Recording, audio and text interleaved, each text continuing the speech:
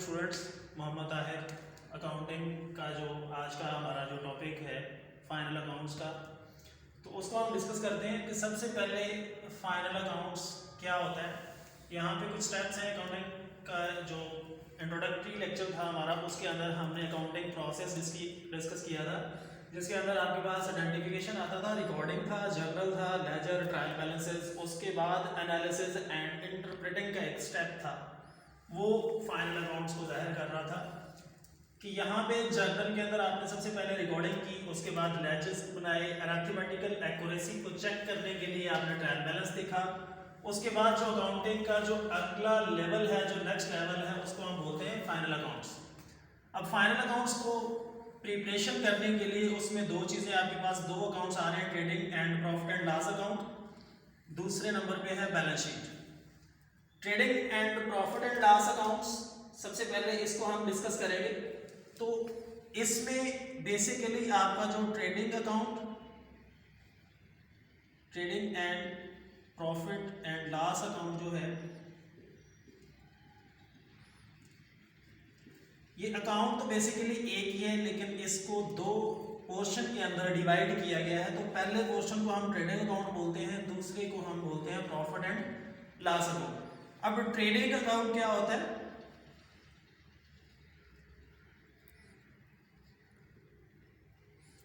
To ascertain the gross profit और gross loss is called trading account. यानी कि business का जो खाम मुनाफा है या खाम नुकसान है, उसको फाइंड आउट करने के लिए जो परफॉर्मा आप तैयार करते हो, उसको आप ट्रेडिंग अकाउंट बोलते हैं। अब ट्रेडिंग अकाउंट के अंदर क्या चीज़ें इन्वॉल्व होती हैं, कौन कौन सी टर्म्स यूज हो रही हैं, उसको हम डिस्कस करते हैं। सबसे पहले आपके पास आता है ओपनिंग स्टॉक। ट्रेडिंग अकाउंट की डेबिट साइड पे जो चीज़ें आ रही हैं, उसको हम सबसे पहले डिस्कस कर रहे हैं कि ओपनिंग स्टॉक क्या होता है। अब स्टूडेंट्स, पहले नंबर पे सबसे पहले आपके पास क्वेश्चन में जाहिर हो रहा होगा ओपनिंग स्टॉक। ओपनिंग स्टॉक जो ऐसा स्टॉक जब आप बिजनेस को स्टार्ट कर रहे होते हैं, उस वक्त जो आपके पास गुड्स होती हैं, उनको आप ओपनिंग स्टॉक बोलते हैं।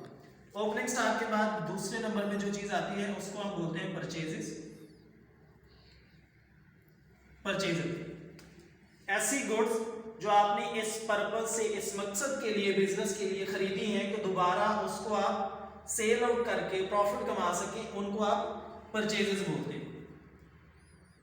तीसरे नंबर पे आ जाता है आपके पास स्टूडेंट्स परचेज, रिटर्न एंड आ जाता है purchase discount.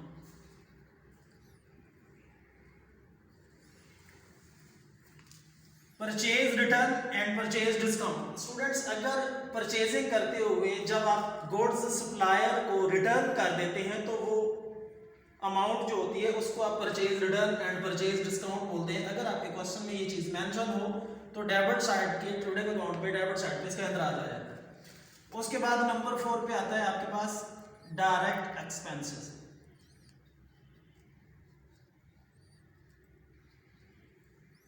Student, direct expenses क्या होते हैं कि directly attributable to the goods and saleable condition, यानी कि चीजों को सेल करने की कंडीशन में लाने के लिए जो आपको अखराजात बर्दाश्त करने पड़ रहे हैं, उसको आप क्या बोलते हैं? Direct expense.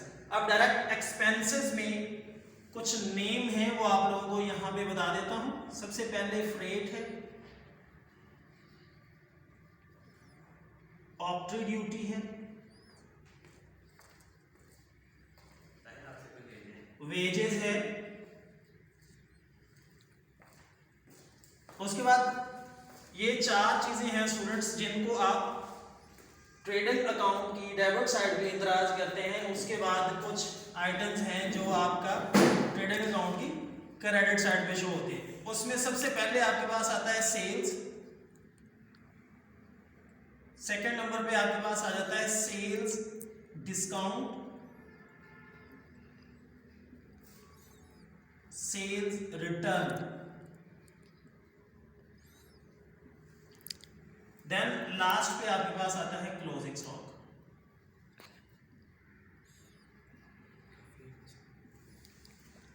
ये स्टूडेंट्स वो आइटम्स हैं जो आपके ट्रेडिंग अकाउंट के अंदर जिनके रिकॉर्डिंग आप लोग करते हैं। यहाँ पे आप लोगों को ट्रेडिंग अकाउंट का जो फॉर्मेट है, जो परफॉर्मा है, वो आपको बना के दिखाते हैं।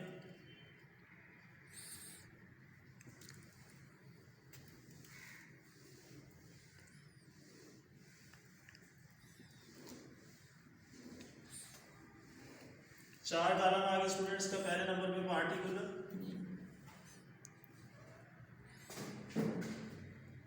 Amount, particular and amount.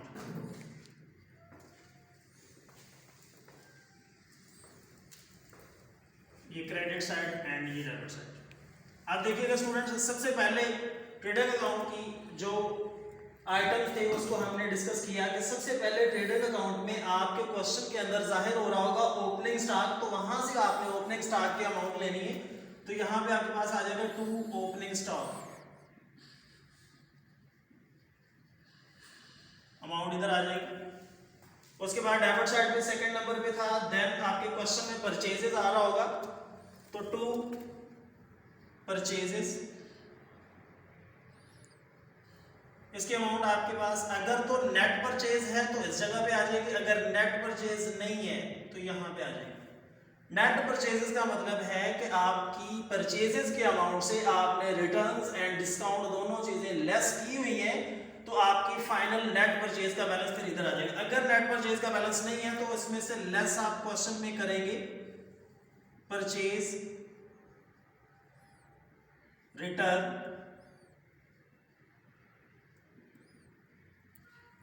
और अगर परचेज डिस्काउंट दिया हुआ है तो वो भी आप माइनस कर देंगे परचेजेस में से।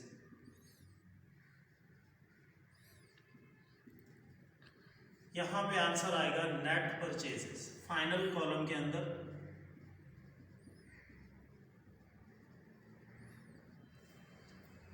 उसके बाद आता है आपके पास 2 डायरेक्ट एक्सपेंसेस। अब स्टूडेंट्स डायरेक्ट एक्सपेंस बहुत सारे हैं, उसमें जो जो आपके क्वेश्चंस के अंदर डायरेक्ट एक्सपेंसेस हैं वो आपने यहां पे मेंशन कर देना। सपोज वहां पे आपको वेजेस नजर आ रहा है तो वेजेस की अमाउंट आ जाएगी, फ्रेट है यहां पे आ जाएगा, ऑक्ट्री ड्यूटी है,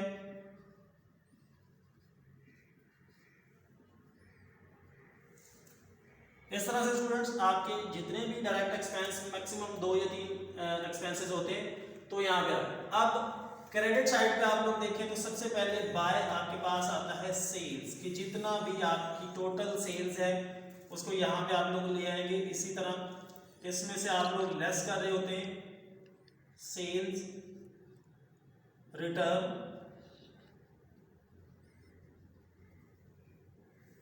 एंड सेल्स डिस्काउंट। दोनों में से कोई एक चीज क्वेश्चन में मेंशन होती है, अगर दोनों हो तो आपने दोनों माइनस कर देनी है, अगर एक है तो आपने एक बैलेंस रिड्यूस करने के बाद फाइनल आंसर यहां पे ले लेना है नेट सेल। लास्ट पे आ जाएगा by closing stock. Closing stock जो एंडिंग बैलेंस है, जो आपका टाइम पीरियड खत्म हो चुका है, तो जो चीजें आपकी सेल आउट नहीं हो पाई, जो चीजें आपके पास बच चुकी हैं, उसको आप क्लोजिंग स्टॉक बोलते हैं। ये स्टूडेंट्स आपके सामने एंड पे फिर आपने टोटल कर लिया दोनों साइडों को। उसके बाद अगर आपका बैलेंस क्रेडिट साइड पे आता है तो उसको बाय ग्रॉस लॉस बोलेंगे यहां पे। अगर आपका बैलेंस डेबिट साइड में आंसर जो आता है तो 2 ग्रॉस प्रॉफिट है। ये स्टूडेंट्स आज का जो हमारा टॉपिक था, जो लेक्चर था, इतना सा था जो हमने डिस्कस किया। उम्मीद है कि आप लोगों को समझ आया होगा। Thank you.